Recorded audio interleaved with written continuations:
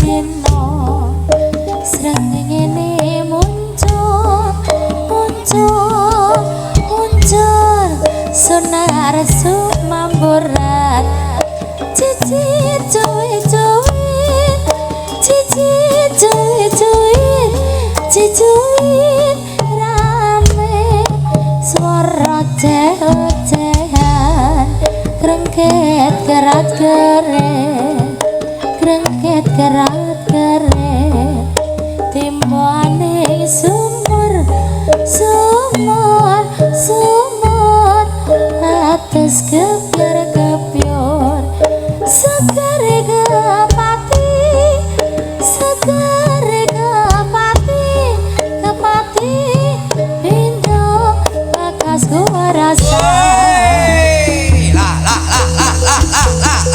yo maju ayo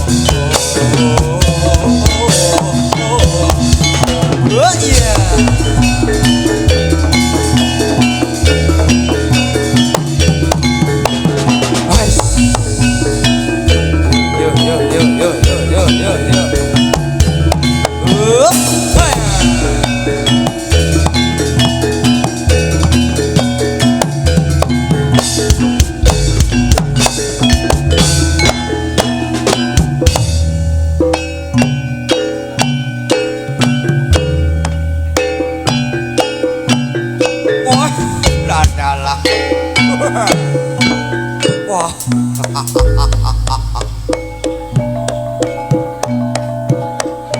tan sisip tan prabeda kaya-kaya iki prajurit kuda manunggal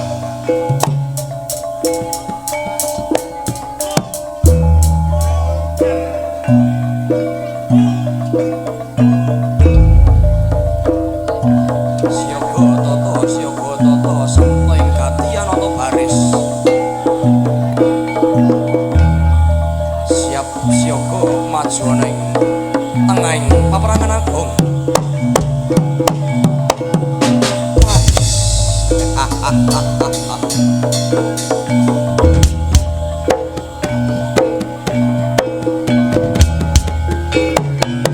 siap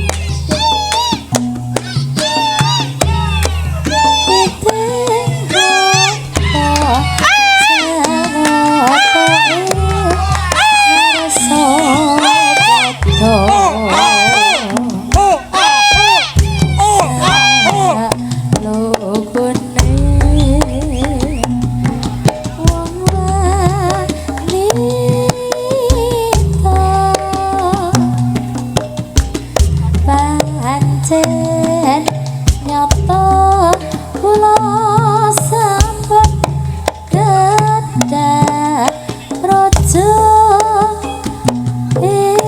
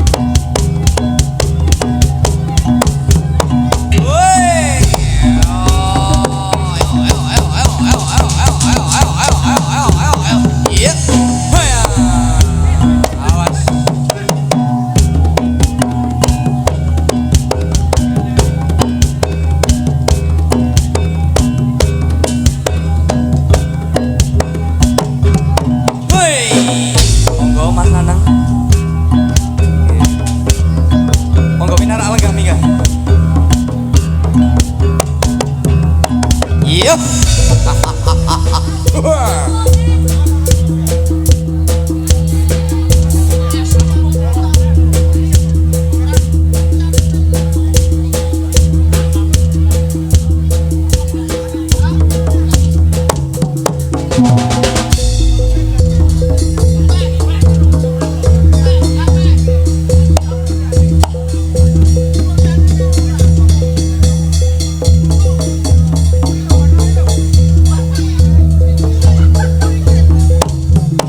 Yeah.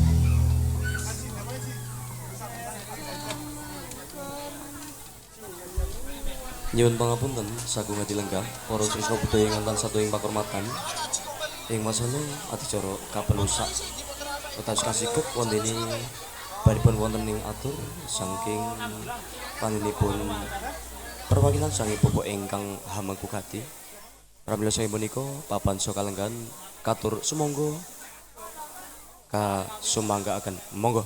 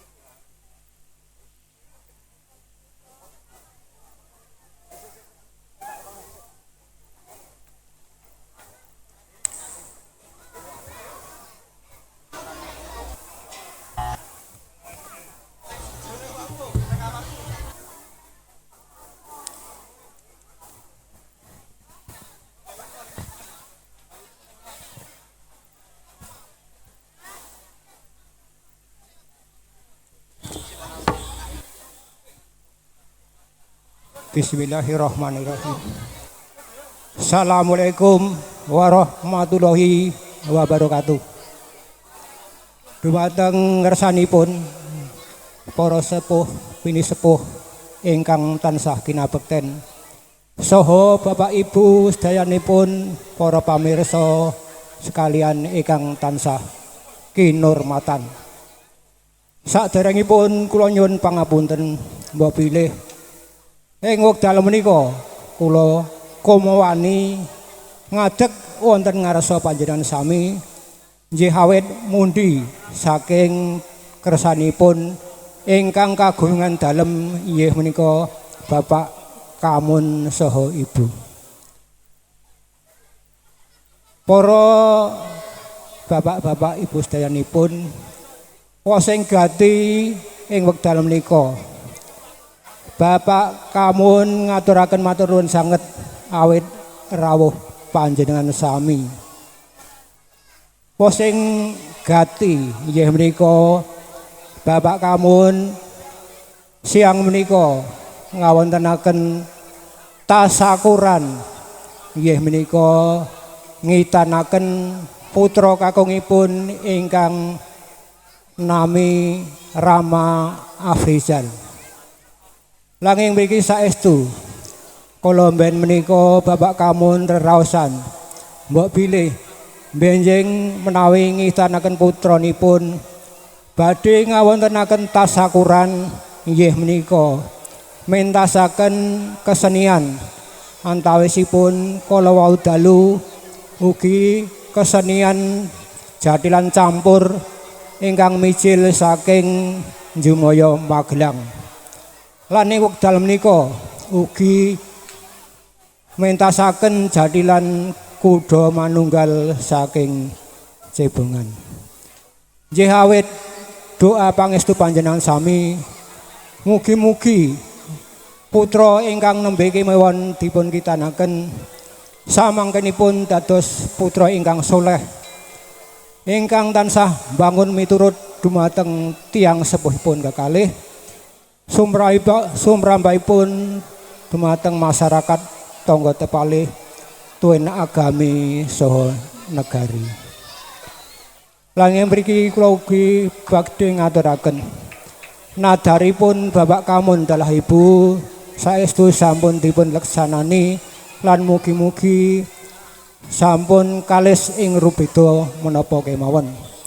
Lan mugi-mugi sakbakdanipun ngawontenaken tasakuran Bapak Kamun sak keluarga tansah manggih rahayu wilujeng ing samudayanipun ayem tentrem dipun paringi rejeki kekathah ingkang barokah. Mbok bilih mekaten anggen kula matur tentu kemawon kathah kakirangipun nyuwun pangapunten samangke kasekejekna anggenipun amirsani kesenian jatilan kuda manunggal dumugi paripurna. Anamung ing mriki kula ugi ngaturi pirsa mbok bilih benjang Sabtu tanggal 29 Juni menika kuda manunggal ugi badhe pentas wonten pelataran Balai Desa Tlogadi pramila menawi badhe amirsani kula sumanggaaken. Mbok bilih cekap semanten natur kula tentu kemawon kathah atur ingkang kirang nuju prana saestu kula nyuwun pangapunten. Wassalamualaikum warahmatullahi wabarakatuh.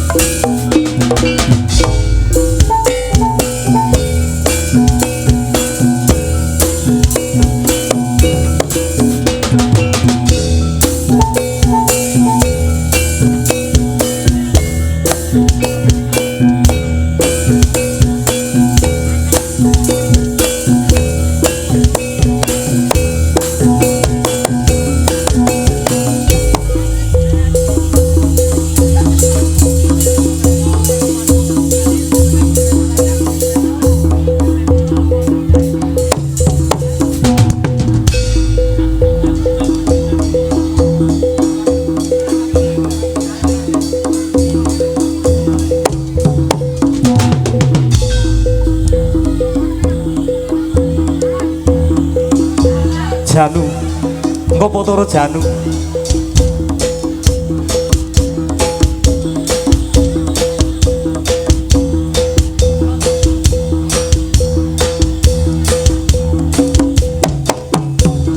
iya gedruk iya woi wah Sigra budhaling Prawadya Prawadya Gandarwa budhaling Prawadya woi wah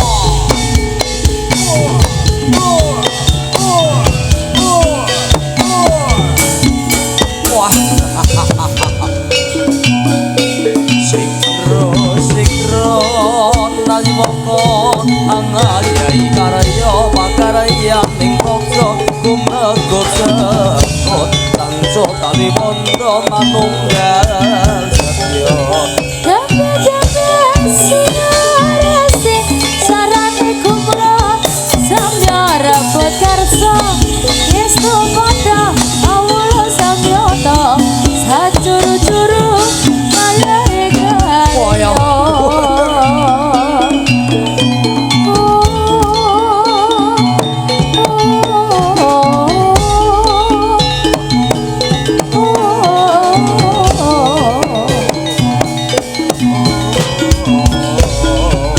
ayo mantuk mungkal Sikro nayaka nayai karya pangalane praja kumrakut sekut tanco tali wanda manunggal setya jamnya sing ngesti swara ning gumuru samya rebut karasa ngestu monggo dawuhnya sang nata sakuru juru ngayai karya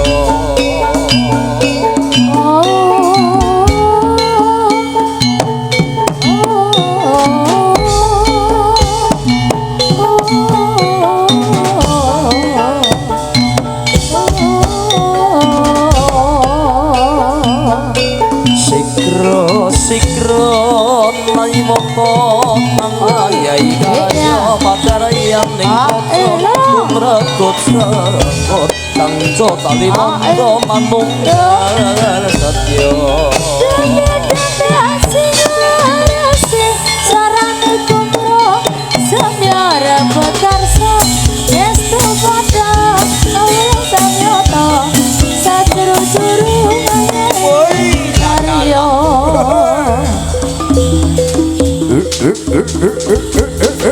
Bojlek,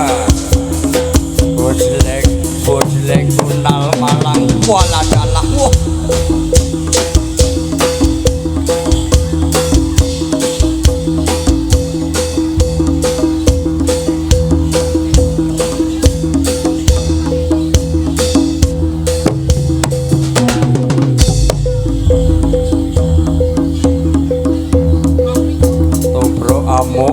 Kopro amuk murak bonggo tak rampungi leno pengendamu lakon nak unal malang wah wah ayo ayo alo ayo hes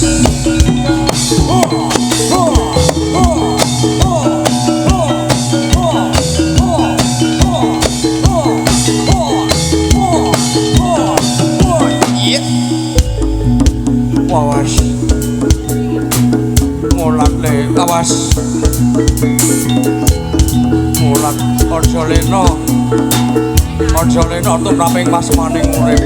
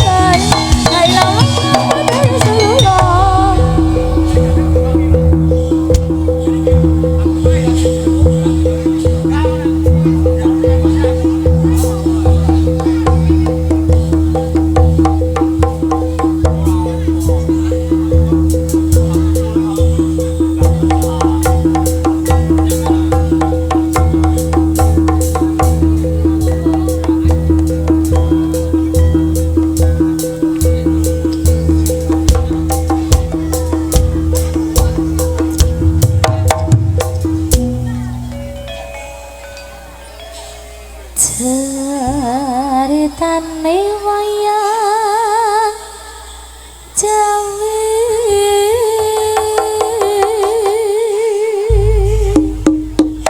wah wayo Raja ngelangkung oh Diraja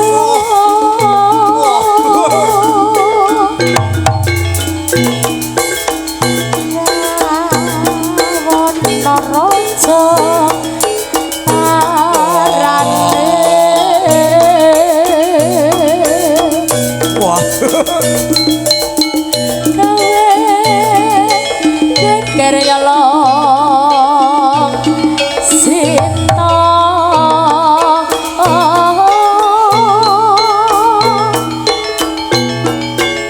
anu mantan jod komandang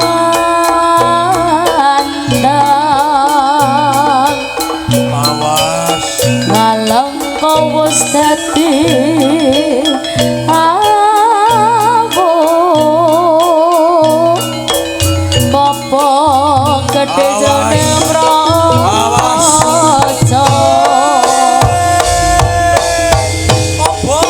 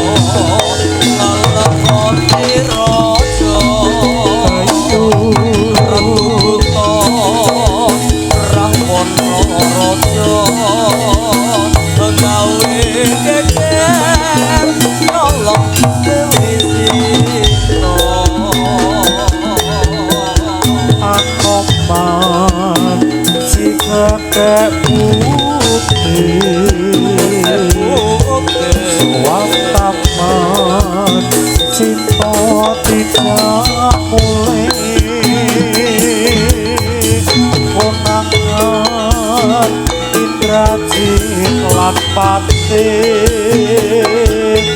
neng adopan ora wedi gati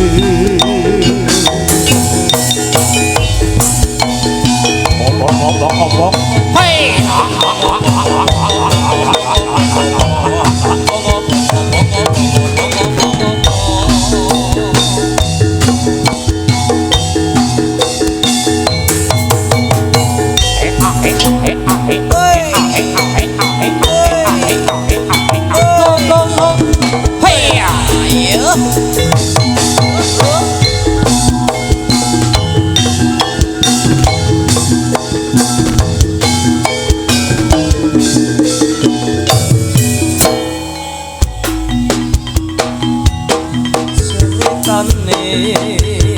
wayang Ramayana ngalengkoti raja ratu buta Rawana raja gawe geger Dewi Sita Anoman si ketek putih Sowan taman Sito dijak mulih Onangan Indrajit lan pati Neng Anoman ora wedi getih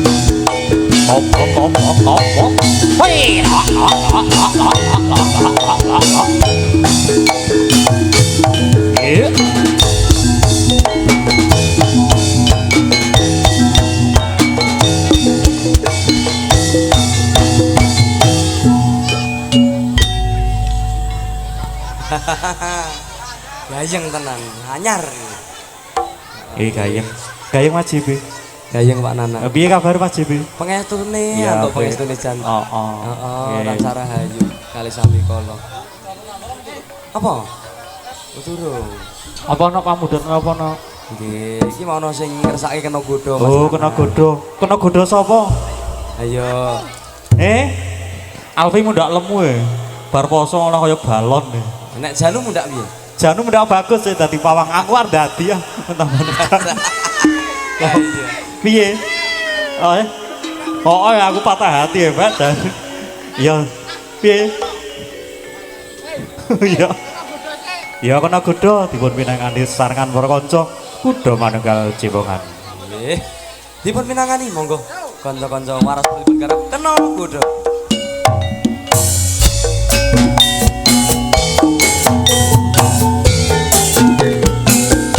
walang kuasaan tunduk lagi lu mas dilo lah kok tega temen awakmu kok malah ngeliyo ayo yo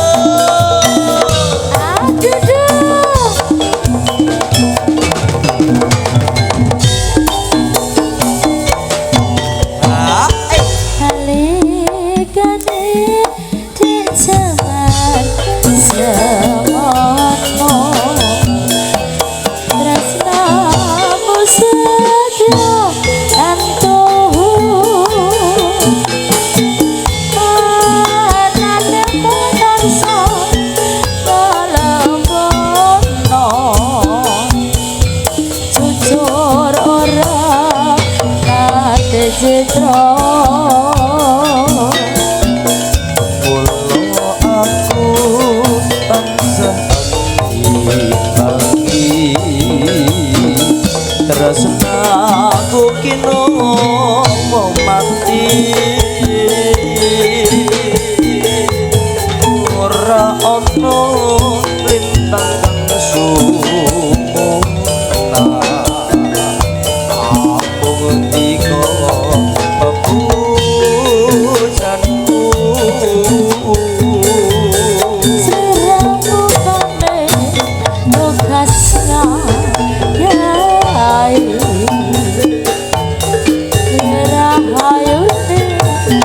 sami gorku kucing ayo masuki sekapan anggonmu bali. Pokoknya nek rampung jadilane ora kena bali. Ora kena bali ya Di Mas. Pak Nanang ya ora oleh kondur. Pak Nanang ya ora oleh wong teko telat kok arep bali dhisik. Bayare padha. Ayo. Catut. Hah? Catut. Dicatut. Oh, iki tukang catut ya. Ngono. Catut apa Mas Nanang? Ayo. Lanjut. Peteng dedet terus ning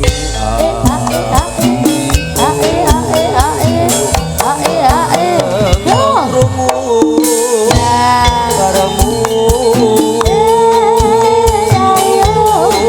nyatane sing pun remolan yang orang ngira kena kudo manunggal.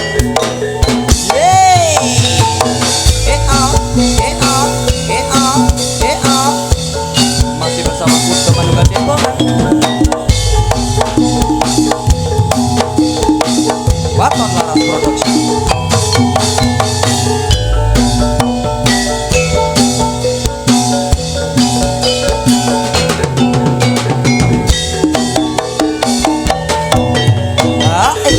Seliramu pamit tugas ngayai merayu sambil kon kumuci karyo kasih sona pananganmu